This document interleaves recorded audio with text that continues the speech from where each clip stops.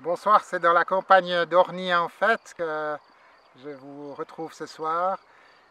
Les moissons s'annoncent belles, même si sous nos latitudes on devra attendre encore un peu. En Israël, c'est déjà le temps de la fête des moissons, des premiers fruits. On appelle cette fête Shavuot, elle se célèbre à Pentecôte. Ces fruits, les Juifs les reçoivent comme des dons de Dieu. Et ils se souviennent que parmi tous les dons de Dieu, il y a l'alliance que Dieu nous offre. Et la Torah, c'est-à-dire les commandements qui nous sont donnés pour nous permettre de vivre dans cette alliance.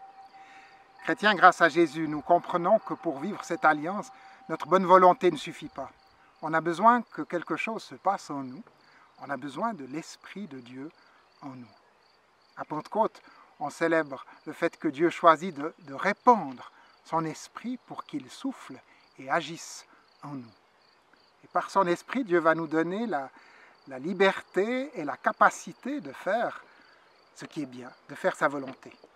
Il vient habiter notre foi et notre vie pour qu'on porte du fruit.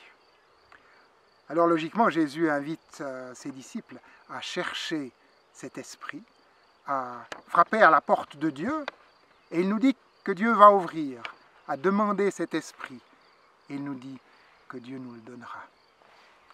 Accueillir l'Esprit Saint, chers frères et sœurs, c'est la promesse de belles moissons, des moissons dans les champs de nos existences, de nos caractères.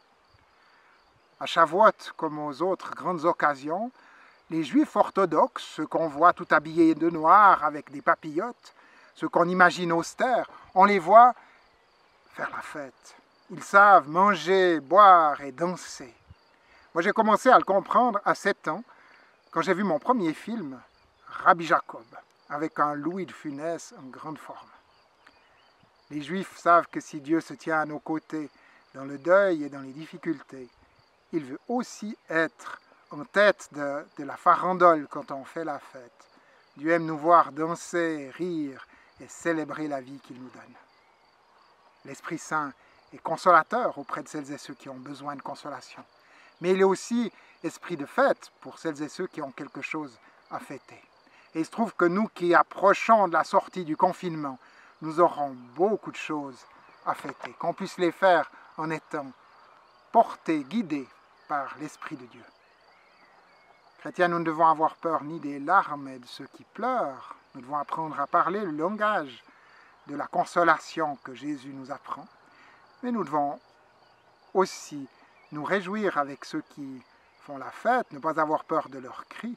L'Esprit Saint nous apprend à parler ce langage, à fêter tous les dons de Dieu avec ceux qui aiment la vie.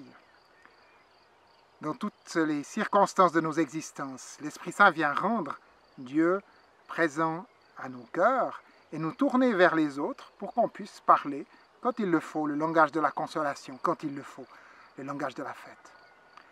C'est une manière de traduire les langues qui sont parlées dans notre monde que de faire la fête, que de consoler. Belle fête de Pentecôte, avec encore le chant qui suit, qui nous invite à vivre tous unis dans l'esprit. Et ça tombe bien puisque ce dimanche, nous avons l'occasion de nous retrouver, de fêter Pentecôte ensemble. Je vous donne rendez-vous pour ceux qui le peuvent à 10 h à la Sarah. Pour les autres, je vous souhaite un beau temps de Pentecôte. Et puis, je vous adresse toutes les amitiés de la paroisse, puisque avec les cultes qui reprennent, nous allons mettre fin à ces messages faits pour le temps de coronavirus. Acceptez toutes nos amitiés. Belle fête de Pentecôte.